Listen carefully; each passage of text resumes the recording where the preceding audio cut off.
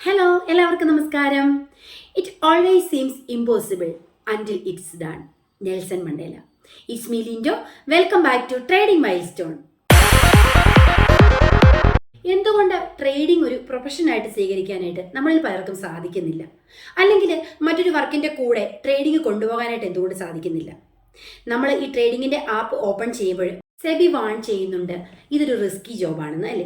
അതുപോലെ തന്നെ നമുക്കറിയാം എന്തുകൊണ്ടാണ് ഈ ഒരു ഫീൽഡിൽ ഒരു 90% ആൾക്കാർ പരാജയപ്പെടുകയും 10% ആളുകൾ മാത്രം വിജയിക്കുകയും ചെയ്യുന്നത് എന്തുകൊണ്ടാണ്?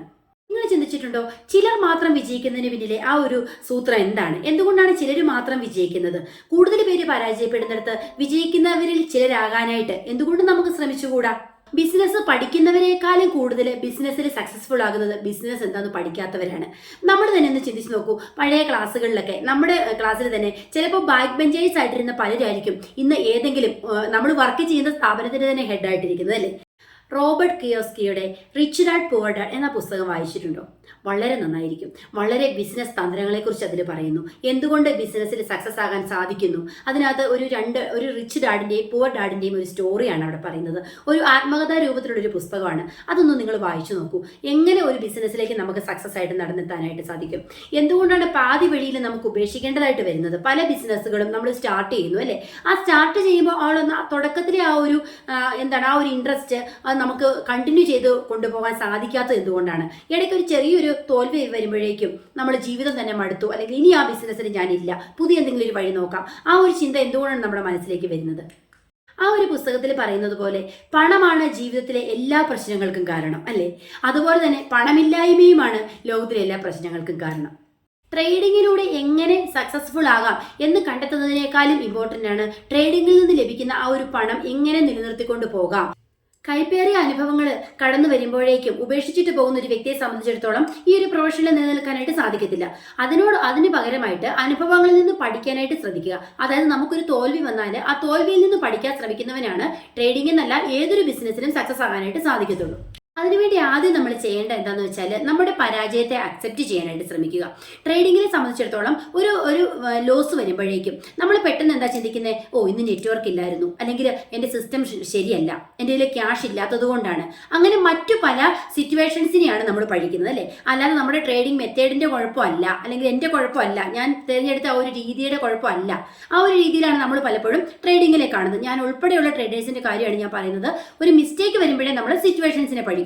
അതാണ് നമ്മൾ ആദ്യം ഒഴിവാക്കേണ്ടത്. ഒരു മിസ്റ്റേക്ക് വന്നു കഴിഞ്ഞാൽ അത് എൻ്റെ മിസ്റ്റേക്കാണ്, അത് എവിടെയാണ് എനിക്ക് തെറ്റിയത് എന്ന് മനസ്സിലാക്കി ആ മിസ്റ്റേക്കിനെ ഐഡന്റിഫൈ ചെയ്യാൻ കഴിയുന്നിടത്ത് നമ്മുടെ വിജയം ആരംഭിച്ചു കഴിഞ്ഞു.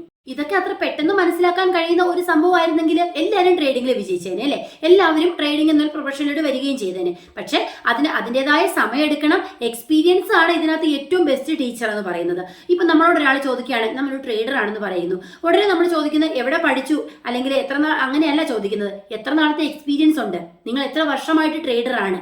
ആ ഒരു എക്സ്പീരിയൻസ് കൂടുന്തോറും നമ്മുടെ അറിവ് അവിടെ കൂടുന്നു. നമ്മളൊരു ഇരുത്തം വന്ന ഒരു പക്വതയുള്ളൊരു ട്രേഡറായിട്ട് നമുക്ക് മാറാനായിട്ട് സാധിക്കും. നിങ്ങൾ ചിന്തിക്കേണ്ട പ്രധാനപ്പെട്ട ഒരു കാര്യമാണ് പണത്തിന് വേണ്ടി ട്രേഡ് ചെയ്യരുത്. ഇപ്പൊ സ്വാഭാവികമായിട്ട് ചിന്തിക്കും, പണത്തിന് വേണ്ടി അല്ലെങ്കിൽ പിന്നെ എന്തിനാ ട്രേഡ് ചെയ്യുന്നത്? ഞാൻ ട്രേഡ് ചെയ്യുന്നത് പൈസ ഉണ്ടാക്കാനാണ്. എങ്ങനെയാണ് എല്ലാവരും നമ്മൾ ചിന്തിക്കുന്നത്, അല്ലേ? പക്ഷെ നമ്മൾ മനസ്സിലാക്കുക, പണത്തിന് വേണ്ടി നമ്മളൊരു ജോലി ചെയ്തു കഴിഞ്ഞാൽ നമുക്ക് പണം കിട്ടുമായിരിക്കും. സപ്പോസ് നമ്മളൊരു ബിസിനസ് ചെയ്യുന്നു, അല്ലെങ്കിൽ നമ്മളൊരു വർക്ക് ചെയ്യുന്നു, ഒരു ഫാക്ടറിയിൽ വർക്ക് ചെയ്യാണെന്ന് വിചാരിക്കുക. നമ്മൾ ഡെയിലി പോകുന്നു, രാവിലെ തൊട്ട് വൈകുന്നേരം വരെ നമ്മൾ വർക്ക് ചെയ്യുന്നു, നമുക്ക് വൈകിട്ട് ശമ്പളം കിട്ടുന്നു, അല്ലേ?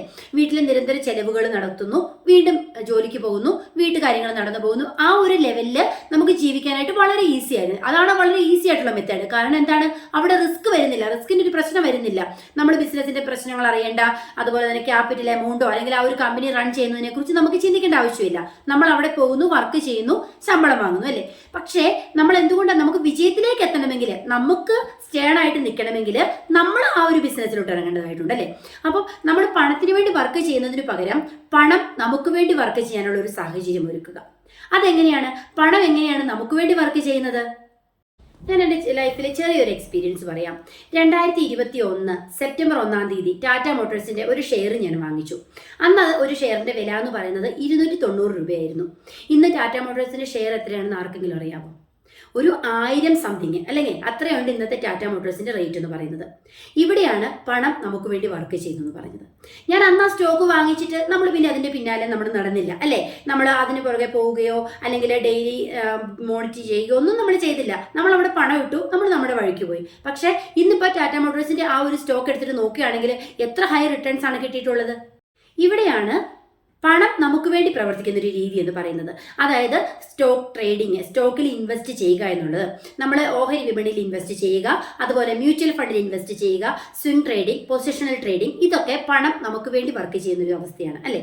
നമ്മൾ അവിടെ നിക്ഷേപിച്ച ശേഷം നമുക്ക് പിന്നെ ഇരിക്കാം, പണം നമുക്ക് വേണ്ടി പ്രവർത്തിക്കുകയും നമുക്ക് നല്ല റിട്ടേൺസ് ഉണ്ടാക്കുകയും ചെയ്യും അല്ലേ. എന്നാൽ ഇൻട്രാഡേ ട്രേഡിംഗിൽ എന്താ സംഭവിക്കുന്നത്? നമ്മൾ ഡേ ടു ഡേ ലൈഫിൽ ട്രേഡിംഗ് ഒരു പ്രൊഫഷൻ ആക്കിയിട്ട് കൊണ്ടുനടക്കാൻ ആഗ്രഹിക്കുന്നവർ എങ്ങനെയായിരിക്കണം? ഇൻട്രാഡേ ട്രേഡിംഗിൽ ചെയ്യണം, അതുപോലെ തന്നെ സ്വിംഗ് ട്രേഡിൽ ചെയ്യണം, പൊസിഷണൽ ട്രേഡിങ്ങിലോട്ട് വരണം, അതുപോലെ തന്നെ പലതരം ഇൻവെസ്റ്റ്മെന്റുകൾ നടത്തുക, മ്യൂച്വൽ ഫണ്ട് പോലെയുള്ള നിക്ഷേപങ്ങളിൽ നമ്മൾ ഇൻവെസ്റ്റ്മെന്റ് ചെയ്യുക. അതായത് ഒരു ജോലിക്ക് പോകുന്നത് പോലെ തന്നെ നമുക്കൊരു ഡെയിലി വരുമാനം കിട്ടാനായിട്ടാണ് നമ്മൾ ഇൻട്രാഡേ ട്രേഡിംഗ് ഉപയോഗിക്കുന്നത് അല്ലേ. അപ്പോൾ അതിൽ നിന്ന് നമ്മൾ ഒരുപാട് ലാഭം പ്രതീക്ഷിക്കാനായിട്ട് പാടില്ല. നമുക്കൊരു ഡെയിലി വരുമാനം എന്ന രീതിയിൽ വേണം നമ്മൾ അതിനെ കാണാനായിട്ട്.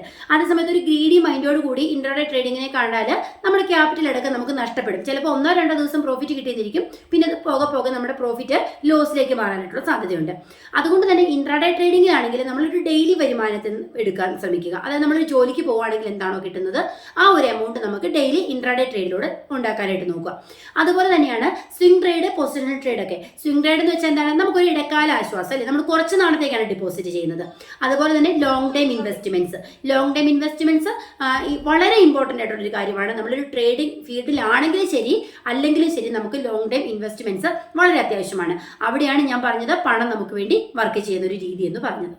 ഈ ഒരു പ്രൊഫഷനിൽ നമ്മൾ ഒരു മേഖലയിൽ മാത്രം ശ്രദ്ധ കേന്ദ്രീകരിക്കാനായിട്ട് പാടില്ല.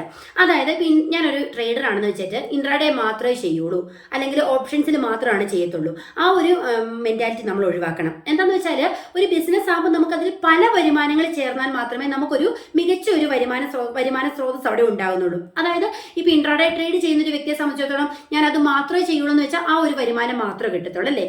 അവിടെ ഒരു ലോസ് വന്നാലോ നമ്മളവിടെ മൊത്തം നെഗറ്റീവായിട്ട് പോകും. അതേ സമയത്ത് ഇൻട്രാഡേ ചെയ്യുന്നു, ഫ്യൂച്ചർ ചെയ്യുന്നു, ഓപ്ഷൻസിൽ സെല്ല് ചെയ്യുന്നു, അങ്ങനെയൊക്കെ പലതരം മേഖലകളിലേക്ക്, അതുപോലെ തന്നെ ഇൻവെസ്റ്റ്മെന്റ് നടത്തുന്നു, മ്യൂച്വൽ ഫണ്ടിൽ ഇൻവെസ്റ്റ് ചെയ്യുന്നു. അങ്ങനെ വരുമ്പോൾ നമുക്ക് പലതരം വരുമാനങ്ങൾ നമുക്ക് കിട്ടുകയാണ് അല്ലേ. പല സ്രോതസ്സിൽ നിന്നുള്ള വരുമാനം കിട്ടുമ്പോൾ മാത്രമേ നമുക്കൊരു സക്സസ്ഫുൾ ബിസിനസ്മാൻ അല്ലെങ്കിൽ ഒരു സക്സസ്ഫുൾ ട്രേഡർ ആകാനായിട്ട് സാധിക്കത്തുള്ളൂ എന്ന് പറഞ്ഞു. നമ്മൾ ഏതൊരു മേഖലയിലാണെങ്കിലും അവിടെ നമ്മൾ വിജയിക്കണമെങ്കിൽ ആ ഒരു കാര്യത്തിൽ മാത്രം ശ്രദ്ധ കേന്ദ്രീകരിച്ചാൽ നമുക്ക് എന്താണ് ആ ഒന്നിൽ നിന്നുള്ളൊരു വരുമാനം മാത്രമേ കിട്ടത്തുള്ളൂ അല്ലേ. ഒരേ സമയത്ത് പല വരുമാനങ്ങൾ എങ്ങനെ സംഘടിപ്പിക്കാം, എങ്ങനെ ഏൺ ചെയ്യാമെന്നാണ് നമ്മൾ ചിന്തിക്കേണ്ടത്. അതായത് ഒരു ട്രേഡർ ആകുന്ന ഒരു വ്യക്തിയെ സംബന്ധിച്ചിടത്തോളം പണത്തിന് വേണ്ടി ഒരിക്കലും നമ്മൾ ട്രേഡിനെ അപ്രോച്ച് ചെയ്യാനായിട്ട് പാടില്ല. പണം നമുക്ക് വേണ്ടി പ്രവർത്തിക്കുന്ന ഒരു രീതിയിലേക്ക് നമ്മുടെ ട്രേഡിംഗ് സിസ്റ്റം വളർത്തിക്കൊണ്ട് വരിക അല്ലേ. അതുപോലെ തന്നെ അടുത്തൊരു വീഡിയോയിൽ നമുക്ക് പ്രൊക്കാസ്റ്റിനേഷൻ എങ്ങനെയാണ് ട്രേഡിങ്ങിനെ അഫക്റ്റ് ചെയ്യുന്നതെന്ന് നമുക്ക് പരിശോധിച്ച് നോക്കാം. ഇന്നിപ്പം ഞാനിവിടെ വീഡിയോ വൈൻഡപ്പ് ചെയ്യുകയാണ്.